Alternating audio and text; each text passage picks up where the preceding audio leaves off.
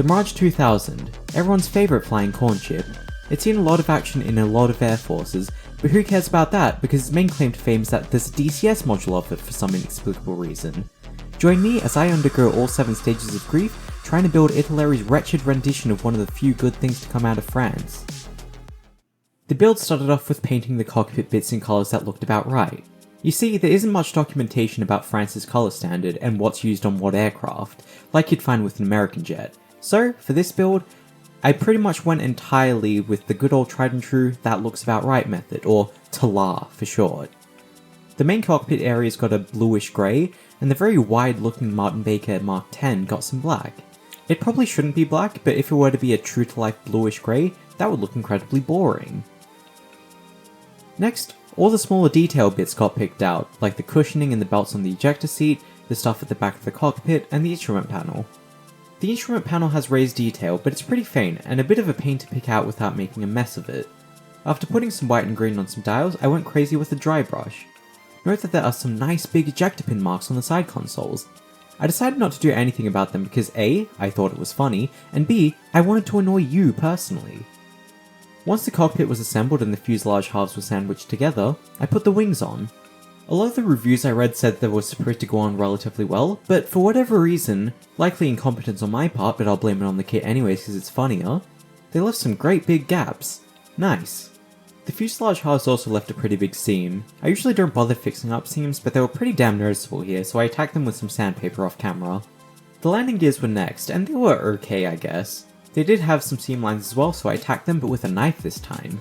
Judging by photo references I could find, the landing gears in their bays were a sort of dull, almost cast aluminum finish, so I replicated this by mixing aluminum with some light grey, and then picking out the parts that should be shiny with some aluminum. They go together with a pretty standard hole and peg arrangement, although it would have been nice if the holes and pegs were keyed. They realistically shouldn't be too difficult, although when I was doing it, it was one of the hottest days of summer here, so I ran out of brain cells and probably made a bit of a mess of it. Oh well. After giving everything a quick prime, it was now time to start painting. As I mentioned before, pretty much the only info I had to go off was the colours mentioned in the instructions, federal standard colours that people think look about right, and my own intuition. So after rumbling around the paint collection, I found some paints that looked about right. They were applied in the usual way, multiple thin coats and one colour at a time. For this build, I decided to go with the cover scheme, depicting Aircraft 5-OP of the French Air Force, most notable for being the only French Mirage to be painted in desert camo during the Gulf War. The other schemes included in the box are Aircraft 715 of the United Arab Emirates Air Force, although the kit doesn't come with the right things under wings to accurately depict the loadouts typically used by them during the Gulf War. And also, another French plane, 115-Ali, whose major claim to fame was getting into a mid-air with a Lithuanian L-39. Painting took quite a while because sand and tan don't really cover all that well. While I think the sand looks about as close as I can be bothered to get to the photos, the tan just looked completely off, way too brown. So I ended up mixing the tan with the sand at a 1:1 ratio to get something that still looks off, but yeah, sure, whatever. The underside bits in the radome were free-handed because masking tape is for cowards.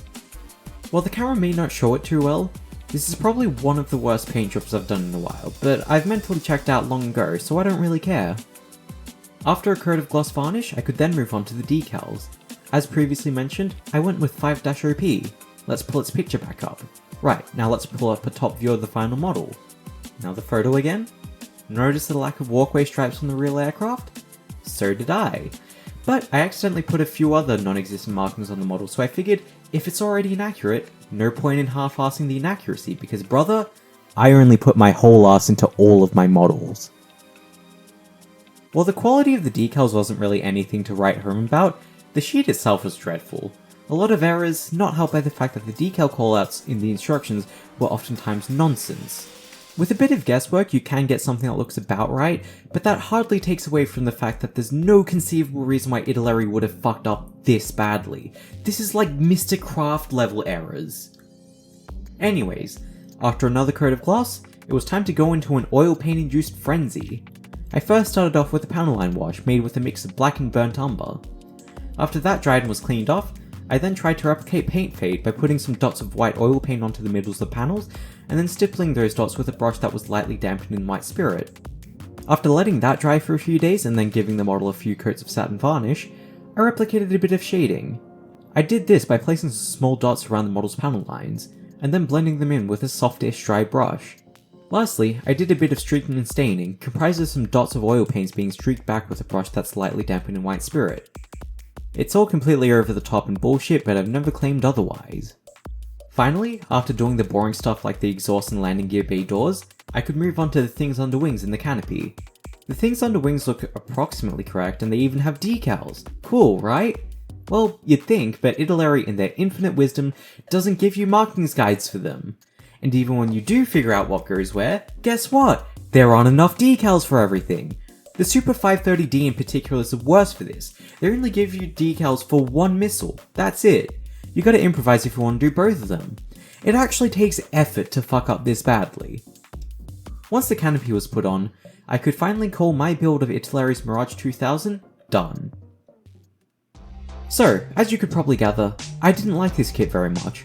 Sure, it builds up into something that looks a bit like Mirage 2000, and I'm sure much more skilled hands than mine could make it into the best Mirage 2000 ever, but the minute-to-minute experience of building this kit is woeful. The decal issues especially had me quite slain. But you want to know the best part about all of this? Prior to 2021, there wasn't a better 1/72nd scale Mirage 2000 out there. Your only other options were either this and its various reboxes, or Hella's 1982 tooling and its various reboxes. But you want to know what's even funnier? The Hella kit, despite being a decade older, despite having raised panel lines and less detail and all the other things that would scare away your average Tamiya fanboy, still manages to be objectively better than this kit simply due to the fact that it's not based on a prototype like the Italeri one is. While it is easy to say that the two older offerings are obsoleted by models of this kit, you do have to keep in mind that that one costs more than double that of the Italeri option. Whether or not you're willing to pay a premium price for a premium kit is your choice. At any rate, Itileri's 1/72nd scale Mirage 2000C is a disgrace, far beyond the pale of their usual mediocrity.